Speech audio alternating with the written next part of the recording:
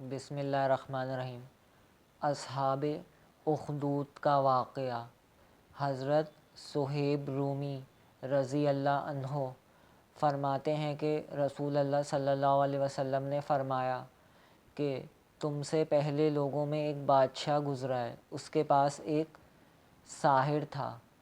جب وہ ساحر بوڑھا ہو گیا تو اس نے بادشاہ سے کہا کہ میں بوڑھا ہو گیا ہوں، مجھے ایک ہوشیار لڑکا دیا جائے تاکہ اس کو سحر کا علم سکھا دوں۔ چنانچہ بادشاہ نے ایک لڑکا سحر کا علم سیکھنے کے لیے اس کو دے دیا۔ اس کے راستے میں ایک راہب یعنی عیسائی پادری رہتا تھا۔ وہ لڑکا اس کے پاس آنے جانے لگا۔ اس کو راہب کی باتیں اچھی لگنے لگیں۔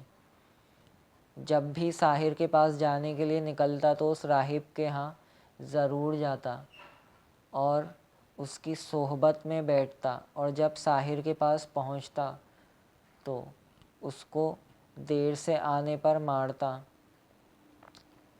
لڑکے نے راہب سے اس بات کی شکایت کی تو راہب نے اس سے کہا کہ جب تجھے ساحر سے کوئی خطرہ ہو تو کہہ دیا کرو کہ میرے گھر والوں نے مجھے روک لیا تھا، اور جب گھر والوں سے ڈر ہو تو ان سے کہہ دیا کرو کہ ساحر نے مجھے روک لیا تھا۔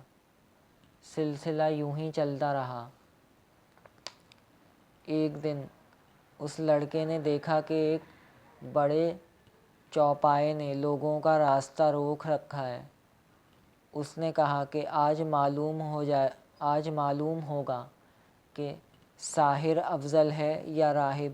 چنانچہ اس نے ایک پتھر ہاتھ میں لے کر دعا کی کہ اے اللہ، اگر راہب کا دین سچا ہے تو یہ جانور میرے ہاتھ سے مارا جائے تاکہ لوگوں کو گزرنے کا راستہ مل سکے۔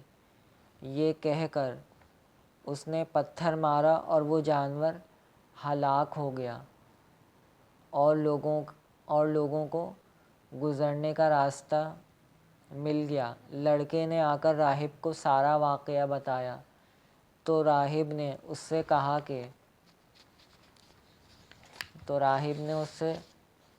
کہ اے بیٹے، آج سے تو مجھ سے افضل ہے۔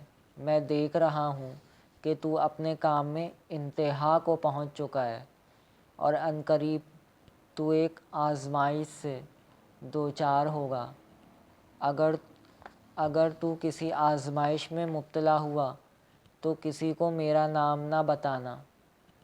وہ لڑکا پیدائشی اندھے اور برس کے مریضوں کو ٹھیک کر دیا کرتا تھا اور لوگوں کا دیگر امراض میں بھی علاج کرتا تھا۔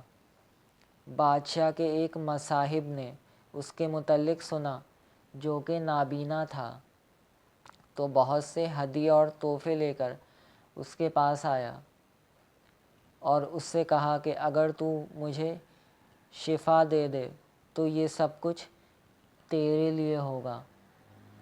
لڑکے نے کہا کہ میں کسی کو شفا نہیں دیتا، شفا تو اللہ تعالیٰ ہی دیتے ہیں۔